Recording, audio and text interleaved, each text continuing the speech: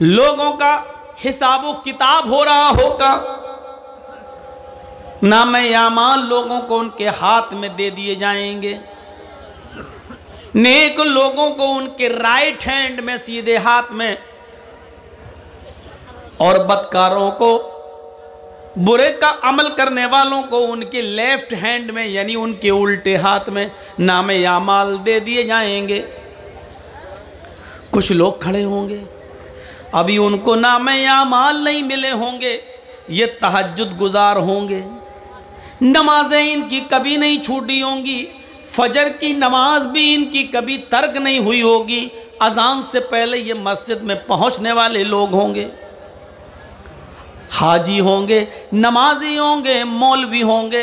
अभी इनको इनके हाथ में नामे आमाल नहीं मिला होगा, लेकिन इनको उम्मीद होगी हमने तो बड़ी नमाजें पढ़ी हैं, बड़े रोज़े रखे हैं, बड़ी इबादतें की हैं, फरिश्ता जब मुझे मेरे हाथ में नामे आमाल देगा तो दाहिने हाथ में नामे आमाल देगा।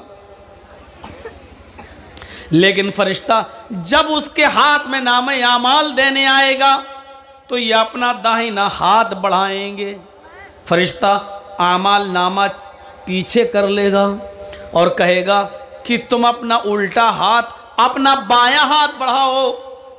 वो कहेंगे फरिश्तों से, क्या कह रहे हो, बायां हाथ?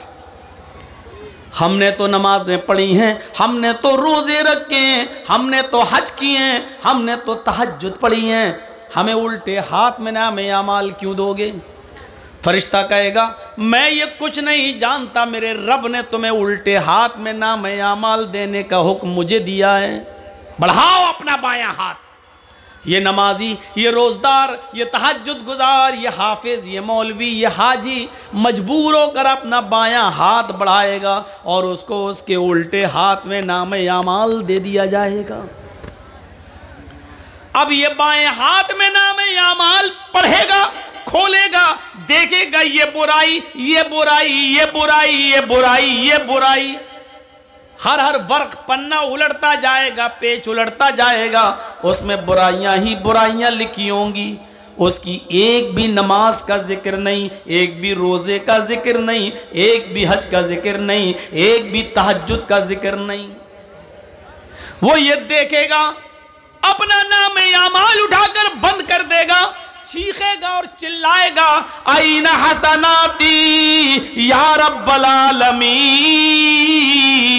आय अल्लाह इसमें तो मेरे गुनाह ही गुनाह लिखे हैं, हमारे नामे आमाल में तो बुराइयां ही बुराइयां लिखी हुई हैं। हमने जो नमाजें पढ़ी थी वो कहाँ चली गई, हमने जो रोज़े रखे थे वो कहाँ चले गए, हमने जो हज किया था वो कहाँ चला गया, हमने जो तहज्जुद पढ़ी थी वो कहाँ चला गया, हमने जो सदका और खैरात किया था मस्जिदों में और मदरसों में, जो हमने चंदा दिया था, ये नेकियां कहाँ चली गई। आईना हसनाती या रब्बल आलमीन, आय अल्लाह मेरी नेकियों का क्या हुआ, मेरी नेकियां कहाँ चली गई। आवाज आएगी गैब से, ओ मेरे बंदे तेरी गीबत ने, तेरी चुगली ने, तेरे हसद ने, तेरे कीने ने, एक मुसलमान के खिलाफ तेरे दिल में जो नफरत थी, इस नफरत ने, इस हसद ने, इस गीबत ने, चुगली ने तेरी नेकियों को बर्बाद कर दिया,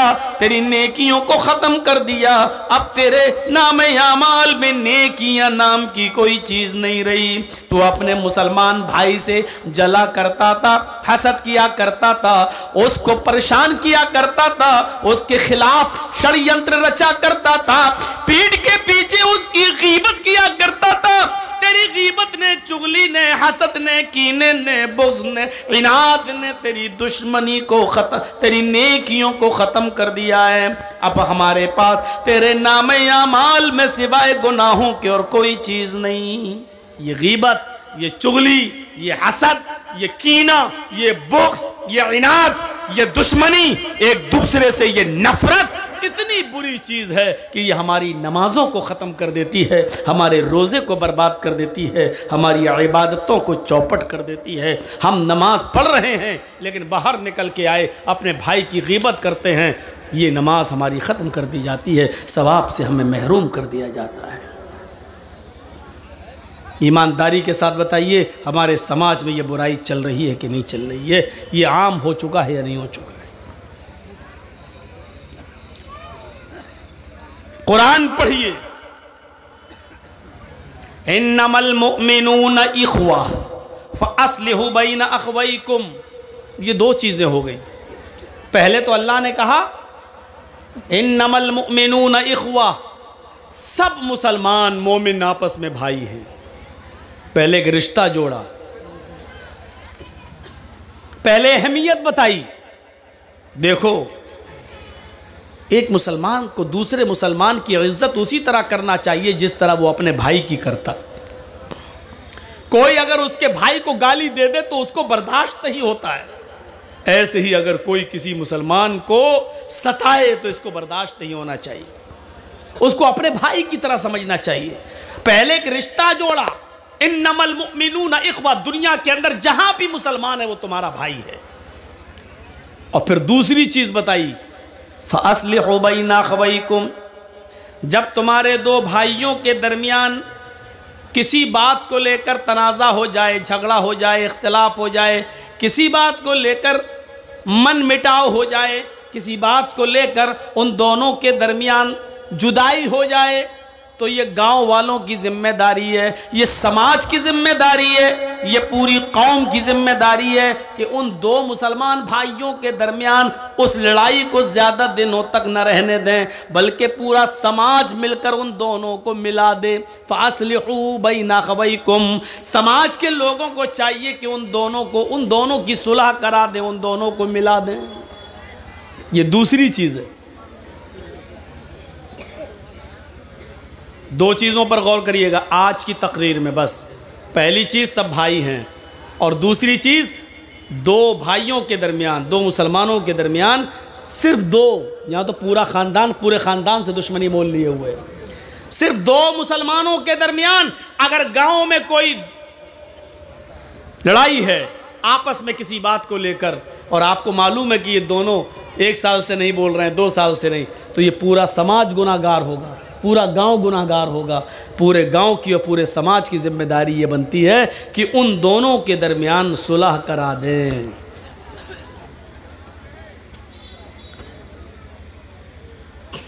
सुलह कराने के लिए एक हुक्म और दिया है। झूठ कितनी बुरी चीज़ है। कोई अगर अपने मुंह से झूठ बोलता है तो अल्लाह के नबी सल्लल्लाहु अलैहि वसल्लम ने फरमाया कि जब कोई बंदा झूठ बोलता है तो उसके मुंह से इतनी गंदी बदबू निकलती है कि उसकी बदबू से फरिश्ता 1 मील दूर भाग जाता है। यहाँ से आप अंदाज़ा लगा सकते हैं कि झूठ कितनी बुरी चीज़ है। एक हदीस में आता है कि अल्लाह के नबी से किसी सहाबी ने पूछा, अरे अल्लाह के रसूल, क्या मोमिन बुज़दिल हो सकता है? अल्लाह के नबी ने कहा हाँ हो सकता है। दूसरा सवाल किया, अरे अल्लाह के नबी, क्या मोमिन बखील हो सकता है, कंजूस? आपने कहा हाँ हो सकता है, उसने पैसा ज़्यादा कमा लिया हो और अल्लाह की राह में ज़्यादा खर्च ना करे, कंजूस हो सकता है, बखील हो सकता है, मालो दौलत की मोहब्बत उसके दिल में आ सकती है, हो सकता है। देखो भाई, जिसको निकलना हो जल्दी निकल जाओ, अभी मैं इजाज़त दे रहा हूँ, अभी निकल जाओ, चलो। तो छोटा सा देखिए, अभी वहाँ जाके क्या करेगा, इसकी तो शादी भी नहीं हुई है।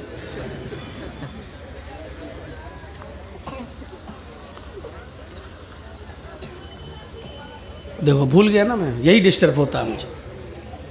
तो मैं अर्ज ये कर रहा था कि वो झूठ कितना बुरा है कि अल्लाह के नबी ने कहा कि हाँ मोमिन बखील भी हो सकता है, मालो दौलत की मोहब्बत उसको आ सकती है, बुज़दिल भी हो सकता है, बखील भी हो सकता है। फिर पूछने वाले ने पूछा, अरे अल्लाह के रसूल, क्या मोमिन झूठा भी हो सकता है, क्या झूठ भी बोल सकता है? तो अल्लाह के रसूल ने क्लियर कर दिया, फरमाया वल्लाहि अल मोमिन ला यकज़िब, अल्लाह की कसम झूठ बोलता हो वो मोमिन हो ही नहीं सकता। मोमिन और झूठ, मुसलमान और झूठ, ये दो अलग अलग चीजें हैं। मुसलमान और झूठ नहीं, मुसलमान में बुज़दिली आ सकती है, मैदान जंग में लड़ रहा है, काफिरों से लड़ रहा है, देखा ये बहुत ज़्यादा भारी पड़ रहे हैं, नहीं हमें मार डालेंगे, तीर फेरी, चुपचाप से भाग गए मैदान छोड़कर। हालांकि ये भी गुनाह है, नहीं भागना है मैदान जंग में से, चाहे मौत ही आ जाए, लेकिन पीठ दिखा के नहीं भागना, ये भी गुनाह है। लेकिन अल्लाह के रसूल ने कहा इसकी वजह से आपको ईमान से निकाला नहीं जाएगा। गुनाह है लेकिन मोमिन रहोगे, उसका गुनाह तुम्हें पड़ेगा। मालो दौलत की मोहब्बत है, साहब आपने 1000 कमाया, दे दो ना 100 रुपये आज मदरसे को, नहीं साहब 50 ले लो, नहीं, बखीली आ सकती है। मालो दौलत की मोहब्बत आपको घर कर सकती है, लेकिन इसकी वजह से आपको ईमान से खारिज नहीं किया जा सकता है, आप मोमिन रहेंगे। लेकिन फिर पूछा क्या मोमिन झूठा भी हो सकता है? तो अल्लाह के रसूल चौंक गए और यक बैक बोले, बैक वक्त नहीं, मोमिन के अंदर झूठ की सिफत पैदा नहीं हो सकती, जो झूठ बोले वो मोमिन नहीं। लेकिन यहां अल्लाह के नबी क्या कह रहे हैं? अगर 2 मुसलमान आपस में लड़ जाएं और उन दोनों में 3 दिन से ज्यादा नफरत भर जाए, 3 दिन से ज्यादा वो गुफ्तगू नहीं कर रहे हो, तो समाज मोहल्ले के लोगों को चाहिए कि उनमें सुलह कराई जाए। अगर सुलह कराने में मेहनत कर रहे हैं और सुलह नहीं हो रही है, ये लोग आपस में एक नहीं हो रहे हैं, 1000 कोशिशें करने के बावजूद भी 2 मुसलमान भाई आपस में एक नहीं हो रहे हैं, लेकिन आपको मालूम है कि झूठ अगर बोला जाए तो ये एक हो जाएंगे। अल्लाह के नबी यहां झूठ बोलने की इजाजत दे रहे हैं। क्या कह रहे हैं? लैसल कद्दाब अल्लज़ी युस्लिहु बैनन नास। उन 2 मुसलमानों के दरमियान अगर सुलह कराने के लिए, उनको एक करने के लिए अगर तुम्हें झूठ का सहारा लेना पड़े तो बोल दो, तुम झूठ बोलकर उनको एक कर दो, तुम्हें गुनाहगार नहीं लिखा जाएगा, तुम्हें ईमान से खारिज करार नहीं दिया जाएगा। यानी 2 मुसलमानों को एक करने के लिए झूठ बोलने की इजाजत दे दी गई। इसी तरीके से अगर किसी की बीवी नाराज हो और मन ना रही हो तो शौहर अपनी बीवी को मनाने के लिए भी झूठ बोल सकता है, लेकिन इतना बड़ा झूठ मत बोलना कि पकड़ जाए। हाय इतनी मोहब्बत करता हूं, तुम कहो तो चांद तोड़ के लाएं। अबे 1 मील तो ऊपर जा नहीं सकता, तो 2,40,000 मील की ऊंचाई पे जाके चांद तोड़ के लाएगा?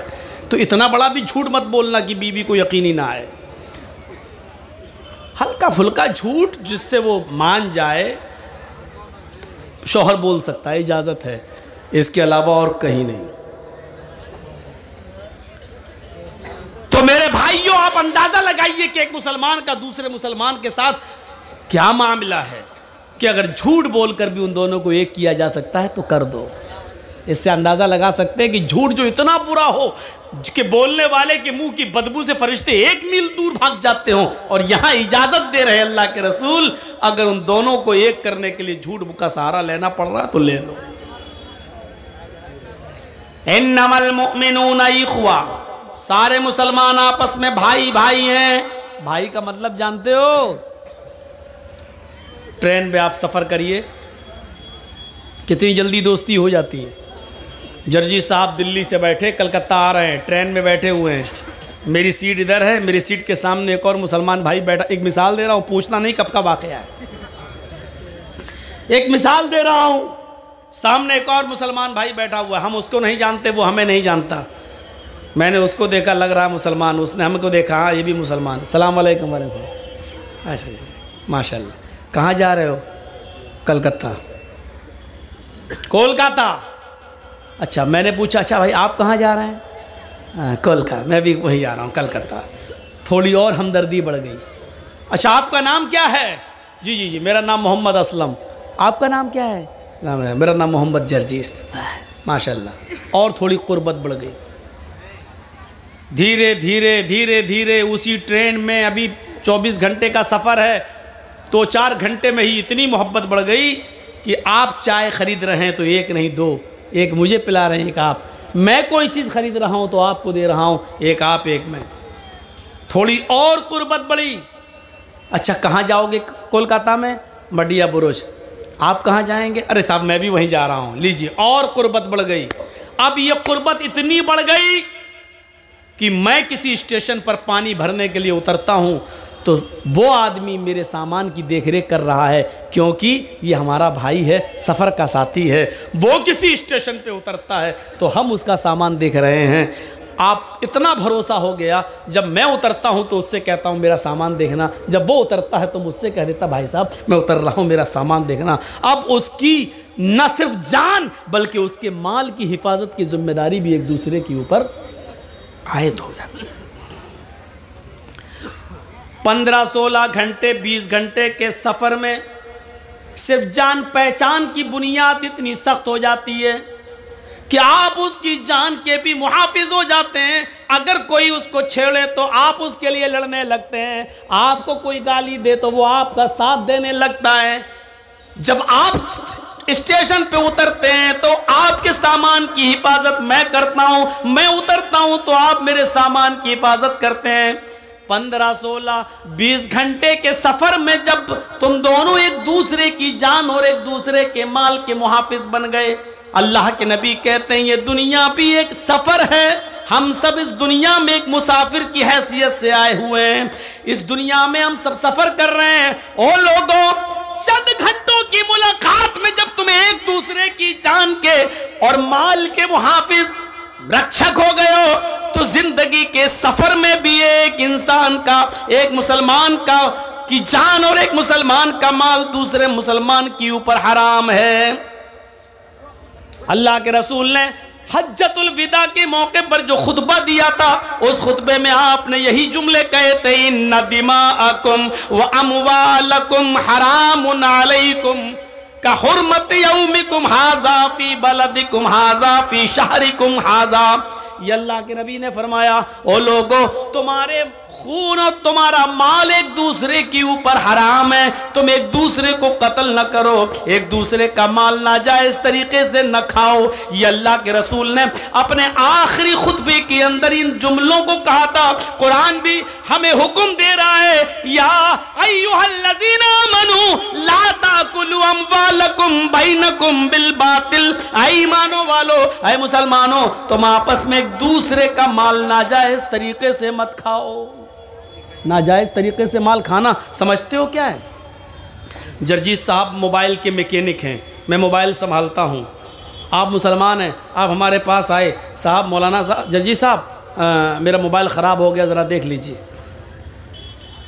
थोड़ा चेक किया, देख लिया इसमें क्या कमी है। 100 रुपये का काम है, बस एक चीज़ लाई जाएगी 100 रुपये में पड़ जाएगी।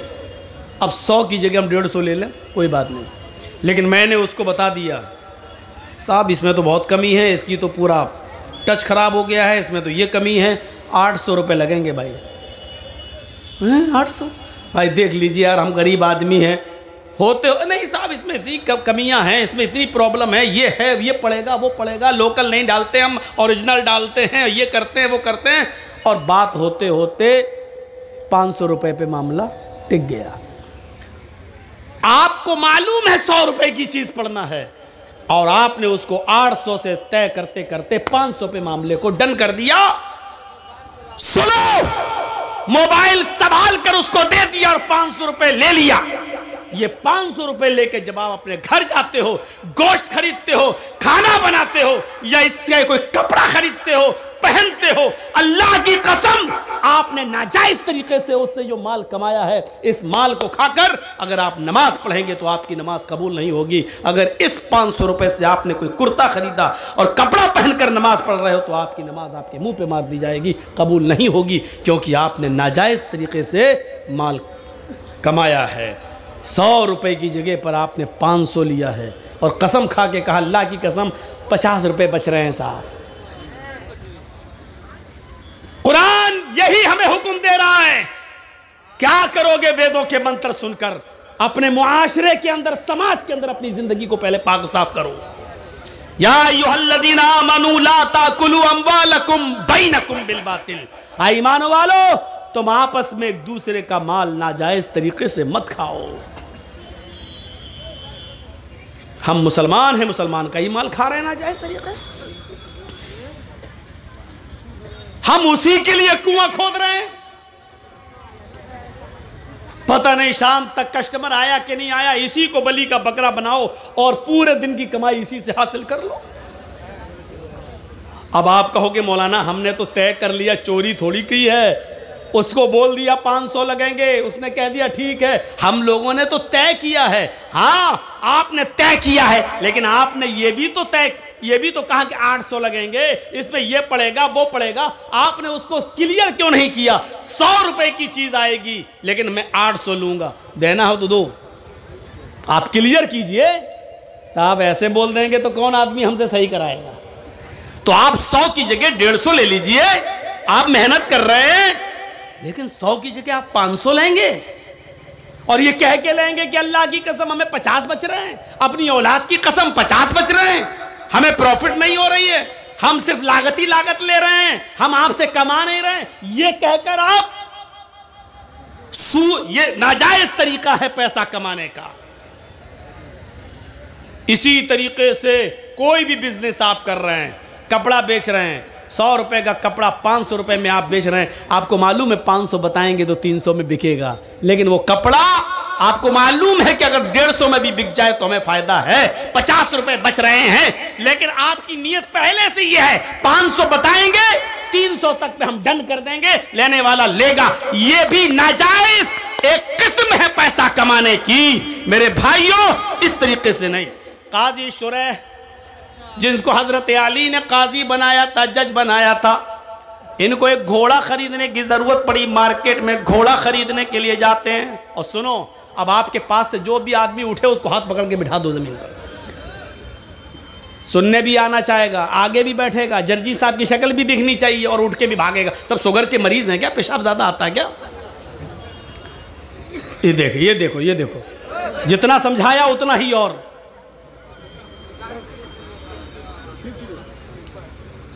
नहीं समझा रहा हूं तो और सीना जो मेरे सब मोदी बन रहे हैं, नहीं मानूंगा बात, अपने मन की बात, यहीं बैठे रहना, अब जाना नहीं कहीं। ज्यादा तेज आ रहा क्या? तो जाओ जाओ जाओ, चलो जल्दी जाओ। इतनी जल्दी कमर में लग गया? अभी तो काम ही नहीं लियो कमर वाला।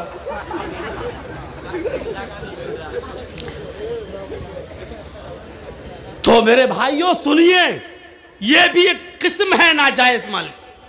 काजी शुरैह ने एक घोड़ा खरीदना चाहा और घोड़ा खरीद रहे हैं, तो घोड़े वाले से पूछा घोड़ा बेच रहे हो? कहाँ, कितने का? उसने कहा 400 दिरहम का। काजी शुरैह ने कहा देखूं 400 का है या 300 का, ये तो चलाने के बाद पता चलेगा। क्या मैं तुम्हारे घोड़े को चला सकता हूं? थोड़ी देर के लिए मैं ट्राई कर सकता हूं? काजी शुरैह, घोड़ा बेचने वाले ने कह दिया ले लो। ये हमदर्दी हमारे अंदर भी आनी चाहिए, यही इस्लाम है। काजी शुरैह उस घोड़े पर बैठे और उसकी लगाम पकड़ी और चला कर देखा और फिर लौट कर आए, एक चक्कर लगाकर कहने लगे घोड़े वाले सच बताओ कि ये घोड़ा तुम कितने का दे रहे हो? उसने कहा 400 दिरहम का। नहीं, तुम्हारा घोड़ा तो 400 से भी ऊपर का है, मैंने इस घोड़े की रफ्तार से अंदाज़ा लगाया है, शायद तुम किसी मजबूरी में तुम बेच रहे हो। मुझे सच बताओ घोड़े की सही कीमत क्या है? कहा नहीं, मैं तो 400 दिरहम मुझे मिल जाए, मुझे जो ज़रूरत है उतना ही मैंने बता दिया। काजी शुरैह ने कहा कि नहीं, तुम्हारा घोड़ा 500 दिरहम का है। घोड़ा बेचने वाले ने कहा इधर सुनिए, इधर देखिए, यतीमों की और गरीबों की और मजबूरों की जमीन कम पैसों में खरीदने वालों, जानते हो कि 2 लाख रुपए की उसकी जमीन है, लेकिन उसकी मां बीमार है, उसकी बेटी बीमार है, उसको जमीन बेचकर अपनी बेटी का इलाज कराना है, इसलिए मजबूरी में वो 1.5 लाख की देगा। और हम इंतजार कर रहे हैं कि वो अपनी बेटी का या अपनी बीवी का इलाज या अपने बच्चे का इलाज कराएगा, तो 2 लाख की जमीन 1.5 में भी बेचेगा और हम 1.5 में खरीद लेंगे, जबकि हमें मालूम है कि उसकी जमीन 2 लाख की है, कीमत उसकी सही है, लेकिन मजबूरी में वो 1.5 लाख के बेच रहा है और हम 1.5 लाख की उसकी जमीन ले रहे हैं। ये भी पैसे की एक हराम किस्म है, जो तुम चाहे उसने अपनी मर्जी से क्यों न दी हो, लेकिन तुम्हें मालूम है कि उसने मजबूरी से दी है, तो आपकी ये 1.5 लाख रुपए की ली हुई 50,000 का जो चूना लगाया आपने, ये हराम कमाई होगी और इसने पूरी कीमत को हराम कर दिया है और तुम एक मजबूर की मजबूरी का फायदा उठा रहे हो।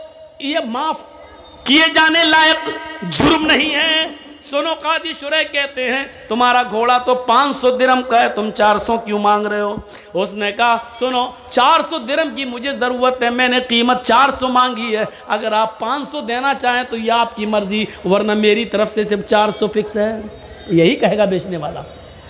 साहब आपको अच्छा लग रहा है और 500 देना चाहते तो दे दीजिए, लेकिन हमारी तरफ से 400 है। काजी शुरैह कहते हैं मैं एक और चक्कर लगाता हूँ। उन्होंने एक और चक्कर लगा कर देखा और देखकर फिर लौट कर आते हैं और कहते हैं घोड़े वाले, तुम अपनी मजबूरी नहीं बताना चाहते हो, मत बताओ, लेकिन मैंने दोबारा तुम्हारे घोड़े को चला कर देखा तो मैं यकीन के साथ कह सकता हूं तुम्हारा घोड़ा 500 से भी ऊपर का है, ये 600 दिरहम के लायक है। घोड़ा बेचने वाला फिर कहता है काजी साहब मेरी तरफ से 400 दिरहम है, अगर आप 600 दे दें 500 दे दें तो यह आपकी मर्जी है, लेकिन मेरी तरफ से 400 दिरहम उसकी कीमत है। काजी शुरैह कहते रुको, एक और चक्कर लगाया और आकर कहते हैं कि तुम्हारे घोड़े में कोई कमी नहीं है, ये घोड़े की कीमत तो 700 दिरहम भी तुम बताओ तो मुनासिब है। उसने कहा 400 मेरी तरफ से, ऊपर आप अगर जो दे देंगे वो बखुशी मैं कबूल कर लूँगा। काजी शुरैह एक और चक्कर लगाते हैं और चक्कर लगाने के बाद आते हैं और अपने पॉकेट से 800 दिरहम निकाल कर देते हैं और कहते हैं तुम्हारा घोड़ा 800 के लायक है, ये पकड़िए कीमत। अब तुम किसी मजबूरी में अगर 400 का बेच रहे हो तो ये तुम्हारी मजबूरी हो सकती है, लेकिन मैं तुम्हारी मजबूरी का नाजायज़ फ़ायदा नहीं उठाऊंगा। मैंने जो मुनासिब समझा और तुम्हारे घोड़े की जो कीमत होती है वो मैंने अपने हिसाब से बिल्कुल जायज़ दी है, ये 800 दिरहम के लायक तुम्हारा घोड़ा है। काजी शुरैह ने 800 दे दिए, मांगे 400 दे दिए 800, और साथ में क्या कहा, मैं तुम्हारी मजबूरी का फ़ायदा नहीं उठाता हूं, इसलिए मैंने 800 दे दिए हैं, जिस लायक है तुम्हारा घोड़ा। आए बबुला बोना के लोगों, अहमदाबाद वालों, कटियार के लोगों, कभी तुमने किसी मजबूर की मजबूरी को समझते हुए कभी 2 लाख की ज़मीन को 2.25 लाख भी देने की कोशिश की है? कभी किसी गरीब की 2 लाख की ज़मीन को 2.5 लाख में भी खरीदा है, ये सोचकर कि चलो वो अपनी बेटी का इलाज करा लेगा, चलो उसकी माँ को कैंसर है वो अपनी माँ का इलाज करा लेगा, हमारी ज़मीन पड़ी रहेगी, 2 की जगह 2.5 में हम बेच ले रहे हैं, 2-3 साल में उसकी कीमत बढ़ जाएगी, हम तो फिर कमा लेंगे।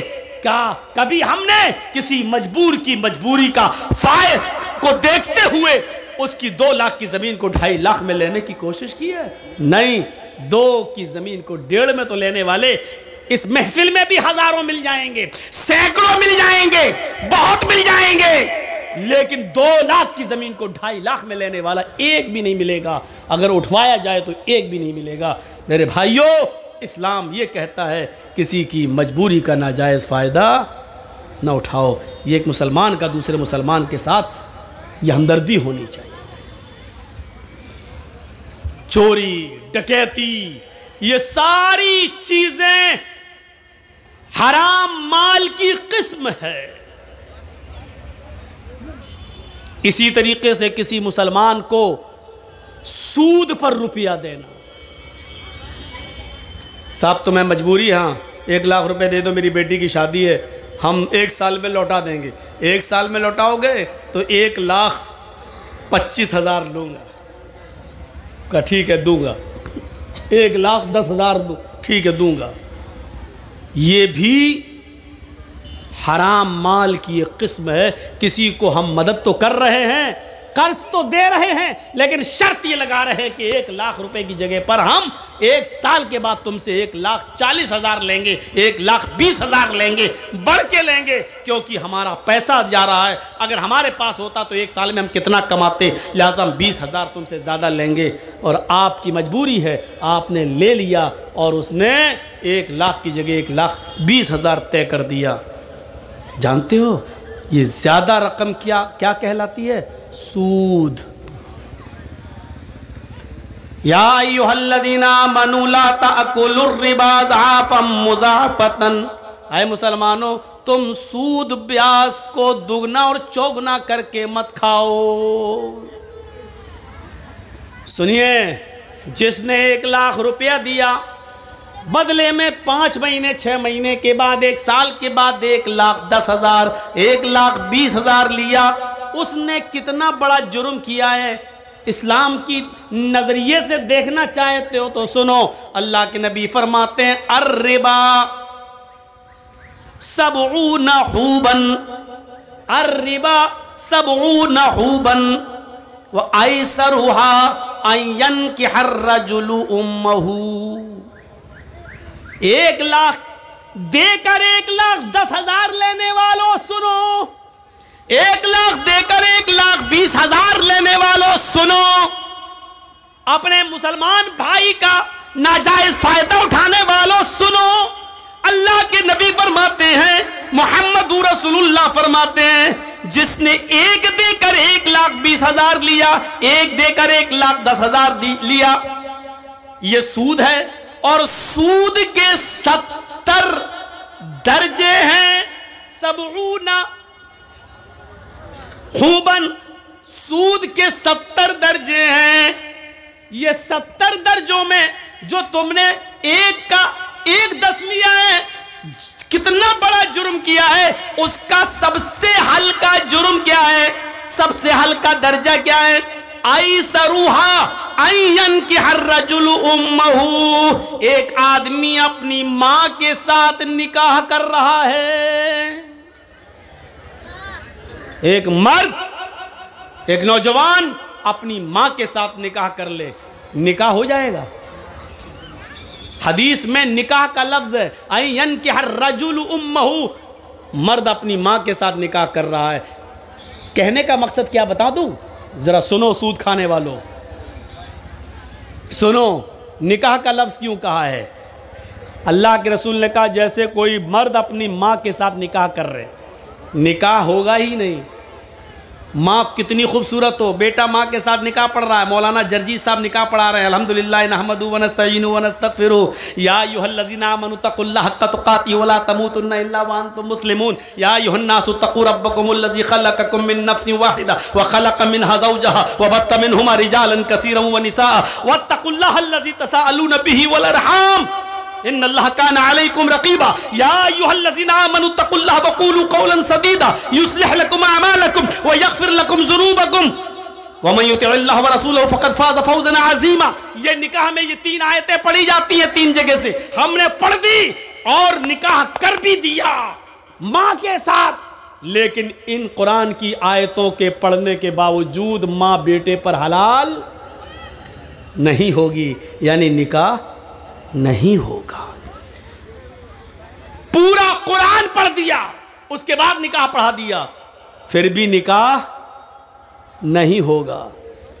जिस तरीके से अल्लाह के नबी के बताने का मकसद क्या है, जिस तरीके से पूरा कुरान पढ़कर, बल्कि हजारों बार कुरान पढ़कर, लाखों मर्तबा कुरान पढ़कर भी अगर तुम निकाह करना चाहो मां के साथ, तब भी मां हलाल नहीं होगी। उसी तरीके से जितना मुश्किल एक लड़के के लिए उसकी मां का हलाल होना मुमकिन नहीं है, उसी तरीके से किसी मुसलमान के लिए, किसी मुसलमान की मजबूरी का फ़ायदा उठाकर उससे 10,000 रुपये ज़्यादा लेकर सूद खाना भी हलाल नहीं है। जिस तरह मां हलाल नहीं हो सकती है, उसी तरीके से सूद भी हलाल नहीं हो सकता है, चाहे उस सूद पर 10 लाख मरतबा कुरान क्यों ना पढ़ लिया जाए।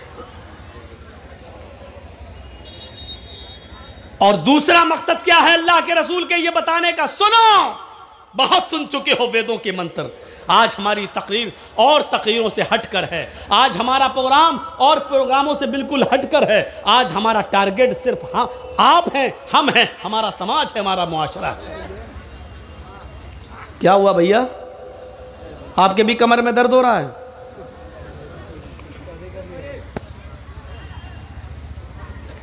फोन आ गया किसी का? रात में 2 बजे किसका फोन आ सकता है भाई? आप हंस रहे हैं। आज के इस जलसे में कितने लोग फोन पे बात करके आए होंगे, आ रही हो, फलां दुकान पे फलां जगह मिलेंगे, क्योंकि आज के दिन लड़कियों को माँ बाप इजाज़त दे देते हैं, जा रही जलसे में, हाँ ठीक है जाओ, अच्छे काम के लिए जाए। तो बाप बेचारा खुश है जलसे में, जाके देखो,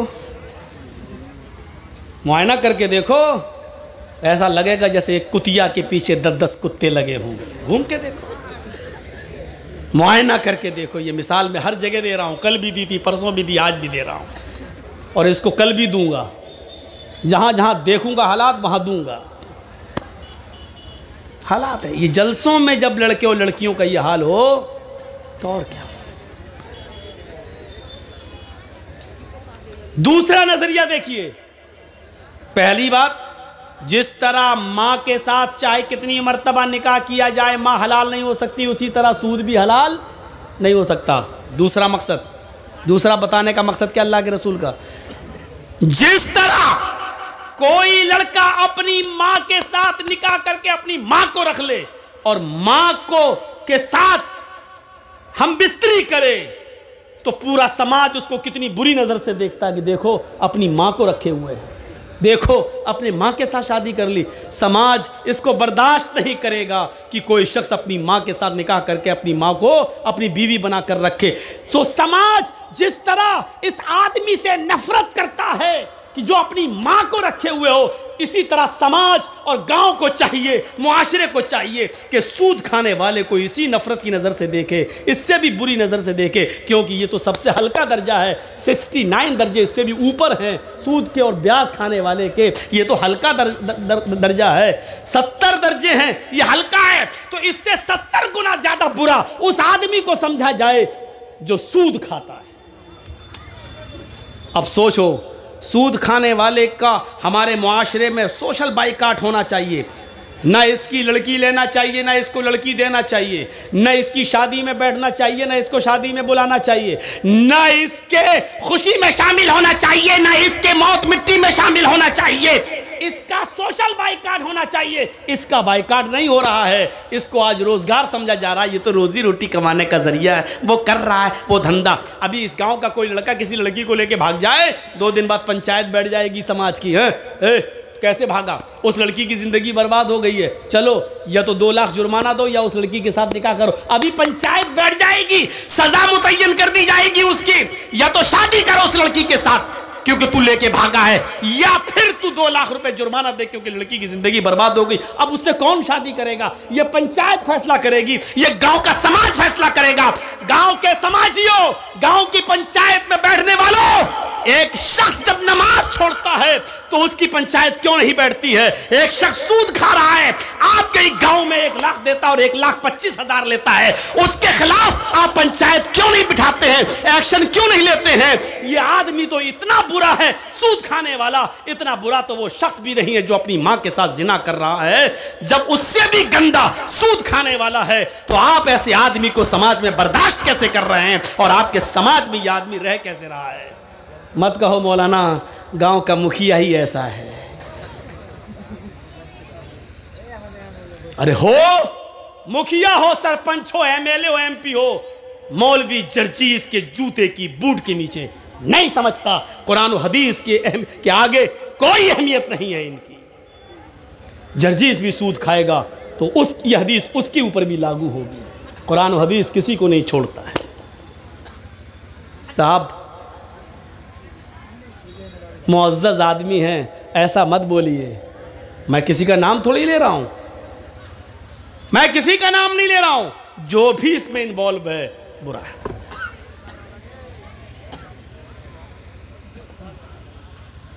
एक और हदीस सुना देता हूं, उसके बाद बात को आगे बढ़ाता हूं।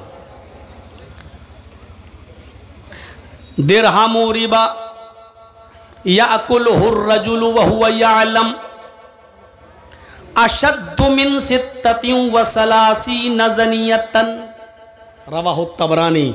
यह हदीस इमाम तबरानी ने लाए हैं। इस हदीस को अल्लामा अलबानी ने सही करार दिया है, अपनी सिलसिलतुल अहदीस सहिया के अंदर इस हदीस को सही करार दिया है। सुनिए इस हदीस का तर्जुमा। आय हाय हाय, सुन लो, माथा पटको और सूद खाने वाले अपनी औकात देखें, कितना गिरा दिया है उनको अल्लाह के नबी ने। 25,000 तो बहुत हो गया। 1 लाख देकर 1,25,000 लेना, 1 लाख देकर 1,10,000 लेना, ये तो बहुत हो गया।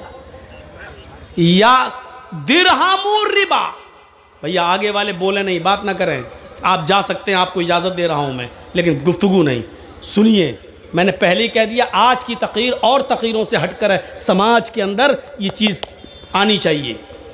दिरहमु रिबा, 1 दिरहम खाना, दिरहमु रिबा, सूद का, ब्याज का 1 दिरहम, 1 रुपया मान लो।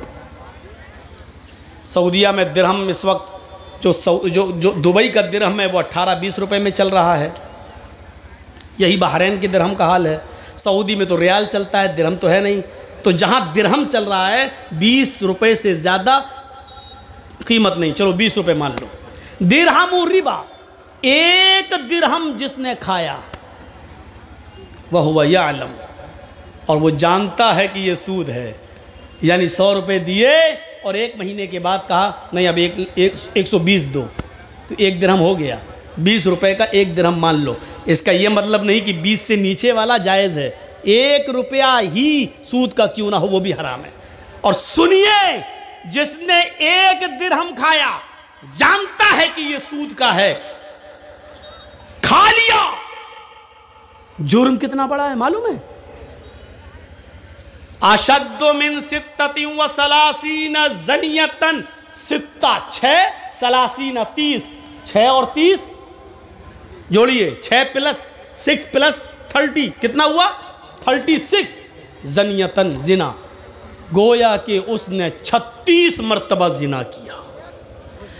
1 रुपया जिसने सूद का खाया जानते हुए कि ये सूद है, ये 1 दिरहम 36 मरतबा जिना से भी ज़्यादा सख्त है। 36 मरतबा जिना करना आसान है, लेकिन सूद का 1 दिरहम 36 मरतबा जिना करने से भी संगीन जुर्म है। क्या रह गया? समाज में कोई लड़का किसी लड़की के साथ 1 बार जिना कर ले और पकड़ा जाए तो समाज में नाक कट जाती है, वो लड़की बैठी रहती है, कहीं उसका निकाह नहीं होता है, अरे वो फलां के साथ अरे गलत काम हो चुका है। सोचो 36 मरतबा, और इसको भी कहा कि यह आसान है। सूद का 1 रुपया 36 मरतबा भी जिना से ज़्यादा सख्त है। क्या गुजर रही होगी आज की मेरी तकरीर उन लोगों के ऊपर जो सूद खाते हैं। अल्लाह की कसम, एक एक लफ्ज़ उनके ऊपर हथौड़ा बन के बरस रहा होगा। इसीलिए कहते मंत्र सुनाओ। मंत्रों में ये सब आता नहीं है ना, ये सुनना पड़ेगा तुम्हें नहीं, तुम्हारे बाप को भी सुनना पड़ेगा। जब तक मैं इस कुर्सी पर हूं सुनना पड़ेगा। बाद में हमें सुना देना जितनी गालियां देना हो, क्योंकि ये पावर मुझे मोहम्मद रसूलुल्लाह की तरफ से मिला है। जब तक मैं इस कुर्सी पे हूं सुनना पड़ेगा। ये है सूद और ब्याज की हैसियत, हकीकत नहीं। अब आपका एक सवाल होगा कि मौलाना साहब, बैंकों में हम जो पैसा रखते हैं, आप सोचिए, एक और मसला हल कर दूं। जो लोग बैंक में नौकरी करते हैं, अब उनके बारे में पूछो कि मौलाना साहब वो नमाज़ पढ़ते हैं, उनकी नमाज होगी या नहीं होगी? वो कुर्बानी करते हैं, उनकी कुर्बानी होगी कि नहीं होगी? क्लियर कर दूं, नहीं होगी। क्यों? क्योंकि कोई बैंक ऐसा नहीं है जहां सूद का कारोबार लिखा ना जाता हो, दर्ज ना होता हो। स्टेट बैंक ले लो, ICICI बैंक ले लो, ग्रामीण बैंक ले लो, रिजर्व बैंक, कोई भी बैंक हो, आप उसमें नौकरी कर रहे हैं, आप खाते नहीं हैं, आपके अकाउंट में पैसा जमा है, आप उतना ही निकालते हैं जितना आपका है। सूद बढ़ता आप छोड़ देते हैं, आप नहीं खा रहे हैं, ठीक है, अच्छी बात है, बहुत अच्छा है। लेकिन सिर्फ खाना ही नहीं है। अल्लाह के नबी ने फरमाया, लानतुल्लाहि अला आकिलिर रिबा व मुकिलहु व कातिबहु व शाहिदही व क़ालहुम सवाउन। अल्लाह के नबी की यह हदीस है। अल्लाह के नबी सल्लल्लाहु अलैहि वसल्लम ने फरमाया, अल्लाह की लानत हो सूद खाने वाले पर। सुनिए, अल्लाह की लानत हो सूद खाने वाले पर, बेड़फुटिया ने तो आपको हंसाया है, हम यहाँ कुरान सुना रहे हैं, हदीस सुना रहे हैं। बेचारा रास्ते में हमसे कह रहा था, मौलाना साहब हमको इतना कुरान हदीस नहीं आती है, हम तो भीख मांगा करते थे, 2 रुपये 4 रुपये कोई देते। अल्लाह ने कहा जिसके पास जैसा इल्म है उसने बताया। मेरे भाइयों, यहाँ कुरान है और हदीस है, एक तरफ आयतें हैं एक तरफ हदीस है। सुनो, लानल्लाहु अला आकिलिर रिबा, अल्लाह के नबी फरमाते हैं अल्लाह की लानत हो सूद खाने वाले पर, व मुकिलहु, सूद खिलाने वाले पर, सूद खाने वाले पर, सूद खिलाने वाले पर, व कातिबहु, सूद लिखने वाले के ऊपर। जर्जी साहब सूद खाते नहीं हैं, किसी को 1 लाख दे के 1 10 भी नहीं ले रहे हैं। बैंक में मेरा भी पैसा 1 लाख जमा है, 1 साल के बाद निकालना है तो 1 ही लाख निकाल रहे हैं, जो बढ़ गया ब्याज तो हम नहीं ले रहे हैं। नहीं साहब, ब्याज हम नहीं खाएंगे, लेकिन हम बैंक में नौकरी कर रहे हैं। आपका 1 लाख का 1,03,000 हो गया, हम लिख तो रहे हैं, हम चढ़ा तो रहे हैं कि 1,03,000, आपका बढ़ गया, लिख तो रहे हैं हम 1,03,000। ये लिखने पर भी लानत। और क्या कहा, वह शाहिदही, गवाही देने वाला, सूद लेने वाले की भी गवाही, सूद देने वाले। हाँ मेरे सामने इसने दिया था, हाँ मेरे सामने इसने लिया था, इन दोनों गवाहों पर भी लानत। और क्या कहा अल्लाह के रसूल ने, वक़ालहुम सवाउन, ये सब बराबर हैं, खाओ या ना खाओ, लिख रहे हो खाने वाले के बराबर हो, उस पर भी लानत। अब ये बताइए कि आप बैंक से अपना ही 1 लाख रुपए निकाल के लाए हो, 10,000 का बकरा लेके कुर्बानी कर रहे हो, लेकिन सूदी कारोबार लिखते तो हो, काम है, एंट्री तो करते हो, आपकी कुर्बानी कहां से जायज़ हो जाएगी? आप नहीं खा रहे, लिखते हैं, खाने वाले के बराबर हैं। कभी झगड़ा हो गया, आपने कहा नहीं साहब इनका 1 लाख रुपए जमा था और इंटरेस्ट बढ़ते हुए आज 1,05,000 हो गया, आप गवाही दे रहे हैं, आपने गवाही दी, खाया नहीं है लेकिन गवाही दी, आप बराबर हो गए खाने वाले के। सूद का मामला देख रहे हैं कितना पेचीदा है, सूद का मंजर देख रहे हैं आप, यह भी एक नाजायज तरीका है माल खाने का। या अय्युहल्लज़ीना आमनू ला ताकुलू अम्वालकुम बैनकुम बिल बातिल, ईमानो वालो तुम एक दूसरे के माल को नाजायज तरीके से, बातिल तरीके से मत खाओ। मदद करना सीखो, ताउन करना सीखो। अल्लाह की कसम, अल्लाह के रसूल सल्लल्लाहु अलैहि वसल्लम फरमाते हैं कि अगर तुम अल्लाह पर वैसे भरोसा कर लो जैसे करना चाहिए, तो अल्लाह तुम्हें ऐसे ही रिज्क देगा खाने के लिए जैसे चिड़ियां भूखे पेट घोंसलों से निकलती हैं और शाम को जब आती हैं तो पेट भरा हुआ होता है। अच्छा, हम और आप कितनी रोटी खा सकते हैं? 2 बड़ी है, 3 4 छोटी छोटी, हम लोगों के यहाँ बड़ी बनती हैं, आपके यहाँ छोटी बनती हैं। बड़ी भी बनती है आप लोगों के यहाँ, मैं जानता हूँ, कलाई की रोटी तो बहुत ही बड़ी बनती है। अब सुनिए मेरे भाइयों, यहाँ आपको बोलने की ज़रूरत नहीं है, वो जब उसकी तकरीर चल रही थी तो आप बोले, हंसे, सब कुछ हुआ, लेकिन यहाँ सुनिए आप कितनी खा लेंगे। एक मछली होती है, व्हेल मछली, सुना है नाम? व्हेल मछली, जानते हो वो समंदर में जब घूमती है, समंदर में रहती है, वो एक दिन में कितना खाती है? मुँह फाड़ा सारी मछलियों को खा गई, को जो मुंह में आ रहा है। एक दिन में 40 टन, 1 किलो नहीं, 2 किलो नहीं, 3 किलो नहीं, 40 टन खाती है। 100 किलो का 1 कुंटल, 100 कुंटल का 1 टन, देख रहे हैं ना? 100 किलो का 1 कुंटल और 100 कुंटल का 1 टन, कितना खाती है? 40 टन। कितने दिन में? 1 दिन में। मेरा रब वो है जो व्हेल मछली को भी समंदर की तारीकी में, अंधेरे में 40 टन उसको खाना खिलाता है, 40 टन उसके पेट में पहुंचाता है, उस मछली को भी भूखा नहीं सोने देता है।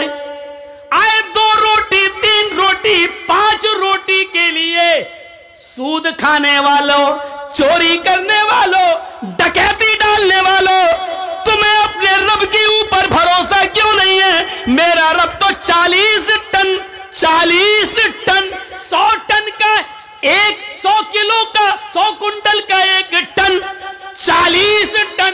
मछली को, व्हील मछली को खिलाता है, मेरा रब तो उसको भी भूखा नहीं सुलाता है। तुझे अपने रब के ऊपर भरोसा क्यों नहीं रहा है? तू अपने भाई की मजबूरी का फायदा क्यों उठा रहा है? तू उसको 1 लाख देकर 1,10,000 क्यों ले रहा है? तू उससे 100 रुपए की जगह पर 500 रुपए क्यों ले रहा है? तू कैसा मुसलमान है? तुझे अपने रब के ऊपर भरोसा क्यों नहीं रहा? तुझे अपने रब की, अपने अल्लाह की जात के ऊपर तवक्कुल क्यों नहीं रहा?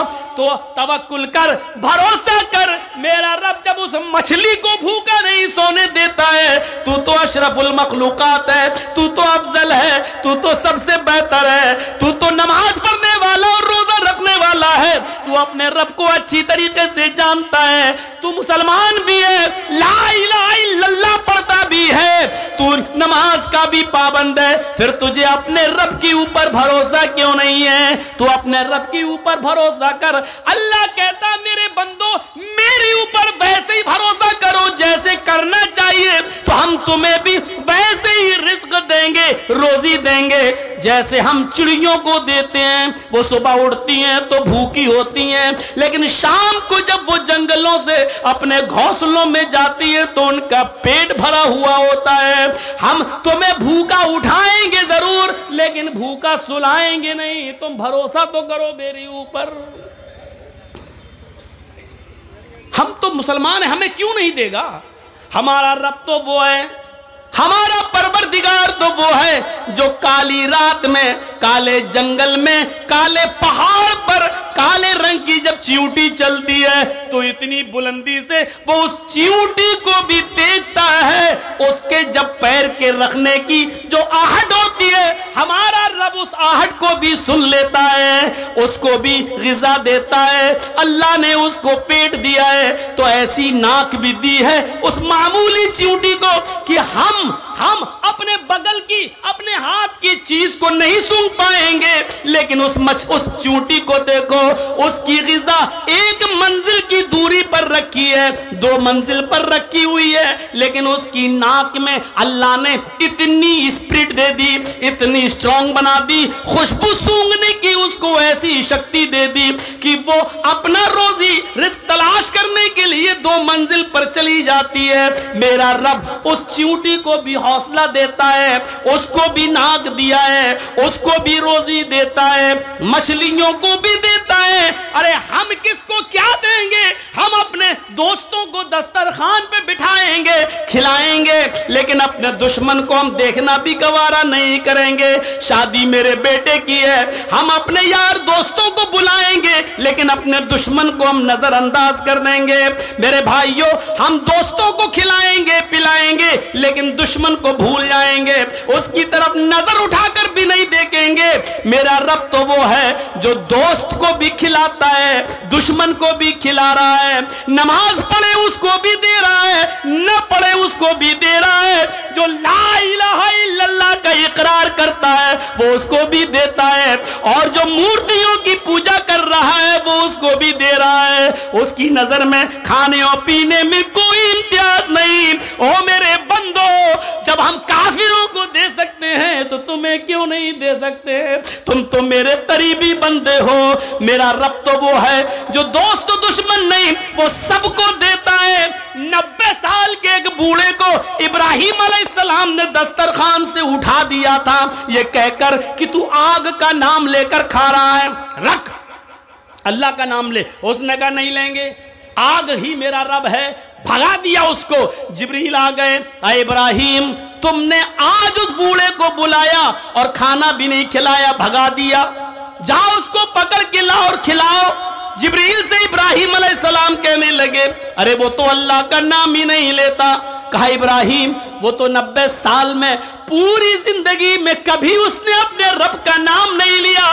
तुम्हारे दस्तरखान पर तो उसने आज अल्लाह का इनकार कर दिया, लेकिन वो तो 90 साल से नाम नहीं लेता। लेकिन तुम्हारा रब 90 साल से उस बूढ़े को खिलाता रहा, उस बूढ़े को पिलाता रहा, उस बूढ़े को रोजी रोटी देता रहा। फिर तुम उस बूढ़े को दस्तरखान से कैसे भगा सकते हो? तुम्हारे रब की रहमत को ये गवारा नहीं है। जाओ बुला कर लाओ, पकड़ के लाओ। बुला के लाया, इब्राहिम अलैहिस्सलाम लाए और उस बूढ़े को खिलाया। कहा लो खाओ। कहा अब क्या हुआ? मैं अल्लाह का नाम नहीं लूंगा। कहा मत लो, मैं आग का नाम लूंगा। लो। अरे अब क्या हुआ? अचानक कैसे बदल गए? फरमाया मेरे रब की रहमत को गवारा नहीं हुआ कि कोई भूखा दस्तरखान से उठ जाए। मेरे रब ने कहा वो तो 90 साल से मेरा नाम नहीं ले रहा है, फिर भी हमने उसको खिलाया पिलाया है। फिर तुम कैसे उठा सकते हो? जब अल्लाह को एतराज नहीं तो तुम्हें कैसी ऑब्जेक्शन, तुम्हें कैसा एतराज? उस बूढ़े ने कहा आपका रब इतना मेहरबान है, फिर मुझे उस रब से जोड़ दो जिसकी रहमत का ये हाल है। मेरे भाइयों, वो बूढ़ा पहले इब्राहिम अलैहिस्सलाम से जुड़ता है, अपने रब से जुड़ता है, उसके बाद खाना खाता है, अल्लाह का नाम लेता है और खाना शुरू कर देता है। मेरे भाइयों, ये रब है जो गैरों को भी खिला रहा है, अपने दुश्मनों को भी खिला रहा है, नाफरमानों को भी खिला रहा है। जब वो खिलाने पिलाने वाला है तो हमें रोजी रोटी की इतनी फिक्र क्यों हो रही? होनी चाहिए, लेकिन इतनी फिक्र नहीं। जब 40 टन गोश्त खाने वाली मछली को खिला रहा है वो, तो हमें 2-4 रोटी के लिए इतनी फिक्र क्यों? इतना उतार चढ़ाव है। क्या होगा? कल कहाँ से खाना आएगा? 1 महीने बाद हम रिटायर हो जाएंगे सरकारी नौकरी से, फिर हमारे बच्चों को कौन देखेगा? हमारी 4 बेटियां हैं, हमारी बेटियों की शादी कैसे होगी? इनके लिए जहेज का इंतजाम। अरे मुआशरे में, समाज के लोगों, जहेज की लानत को खत्म करो। अगर इसको आपने खत्म कर दिया तो बहुत बड़ा एक जिहाद आप जीत जाओगे।